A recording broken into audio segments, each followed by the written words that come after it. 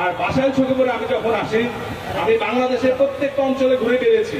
বাসাইল সখীপুরের মানুষ অন্যান্য এলাকার চেয়ে অনেক শিক্ষিত, অনেক ভদ্র, অনেক মার্জিত। আমাদের এলাকায় কিন্তু তথাকথিত মারামারি কাটাকাটি যে জিনিসটা সেটা নেই। কিছুদিন পূর্বে আমরা ওই জিপে বাইক পাওয়া ছেলে মেয়েদেরকে আমরা গিফট দিতে চাইলাম। আমরা হিসাব করে দেখি যে বাংলাদেশের যে কোনো উপজেলায় যা পেয়েছে সখীপুর বাসাইলে তার ডাবল পেয়েছে, তার ডাবল কিন্তু পেয়েছে। সখীপুর বাসাইলে একটা জিনিস দেখলাম যে মেয়েদের সঙ্গে অনেক বেশি, মেয়েরা কিন্তু এগিয়ে যাচ্ছে।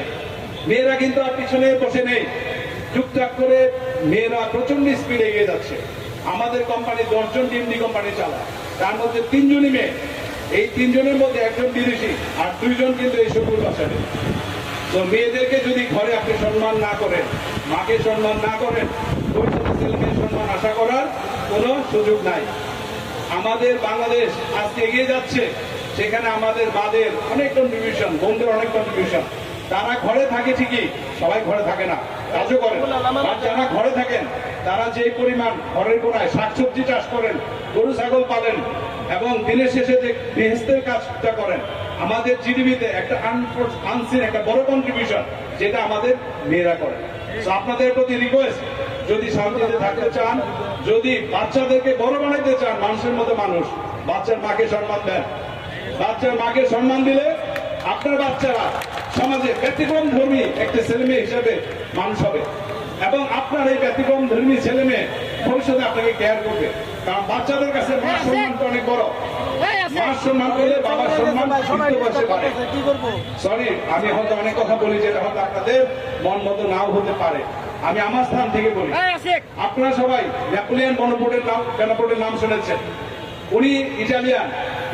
যদি নেশাগ্রস্ত হয়, যদি বিকালে বাজারে কোনো আড্ডা মারে, শুধু বিকাল বেলায় শুধু ক্যারাম বোর্ড খেলে, আর এই যে আমি আমার পিছনে টাইম দিচ্ছেন, অন্যান্য নেতারা আসতেছে টাইম দিচ্ছেন, রং। ঠিক আছে, বছর একবার দিতে পারেন, 5 বার দিতে পারেন, নট এভরিডে।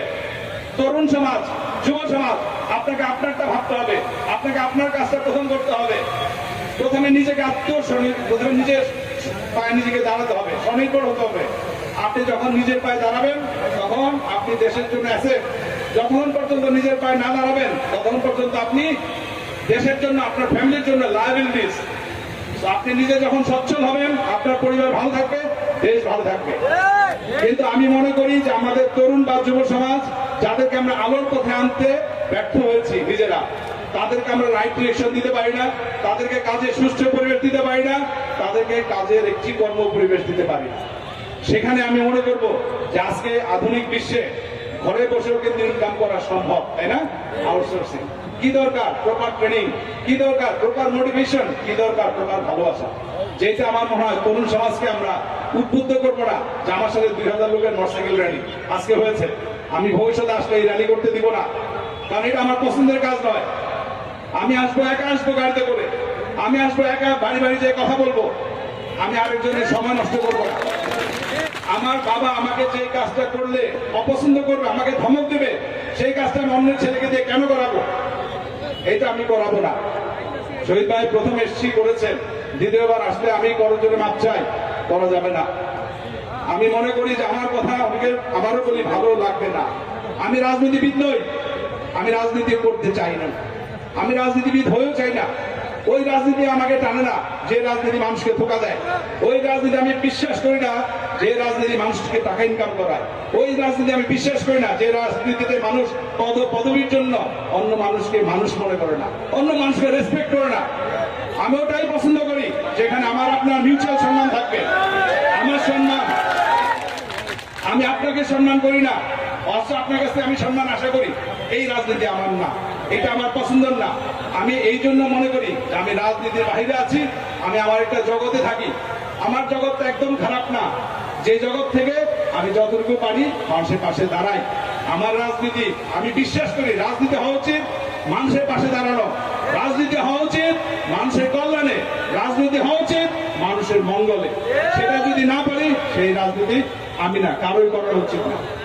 আমাদের বাংলাদেশে আমি একটা জিনিস দেখি, আমাদের সিনিয়র নেতৃবৃন্দর কাছে একটা রিকোয়েস্ট, পৃথিবীতে সব জায়গায় দেখবেন একটা প্লেন ল্যান্ড করতেছে, সাথে সাথে হয় ফ্লাই করতেছে অথবা ভিতরে ঢুকে যাচ্ছে, রানওয়েটা ফাঁকা রাখতেছে ফর নেক্সট এয়ারক্রাফট ফ্লাই করবে অথবা নামবে।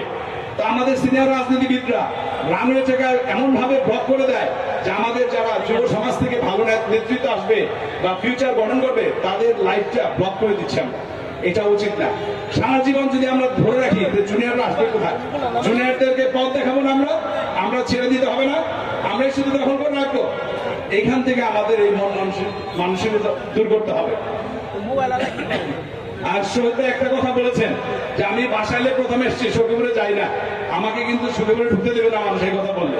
কারণ সখীপুরের মানুষও বাসাইলের মানুষের চেয়েও আমাকে বেশি ভালোবাসে, কারণ আমার জন্ম ওখানে, তাই না? আমি যদি বলি আপনারা বেশি ভালোবাসেন, এটা ঠিক হবে? এটা মিথ্যা হবে। আমি কেন বলবো? আমার জন্ম যেখানে, সেখানকার লোক আমাকে ভালোবাসে। কিন্তু আমি মনে করি যে আপনাদের পর্যাপ্ত ভালোবাসা না থাকলে এই গ্যাদারিং সম্ভব না, এবং এই ভালোবাসাকে আমার সম্মান করা উচিত। এই ভালোবাসাকে আমার দায়িত্ববোধ থেকে আমার সখীপুর বাসালে এক চোখে দেখা উচিত, যেটা আমি আমার পক্ষ থেকে চেষ্টা করব। তারপর মানুষ মাত্রই ভুল হয়, ভুল হলে সরকারি শুধরে দিবেন, ঠিক আছে না? ভুল হইতেই পারে। আর একটি কথা বলি, আমি কখনো কারো বিরুদ্ধে কখনো কথা বলি না।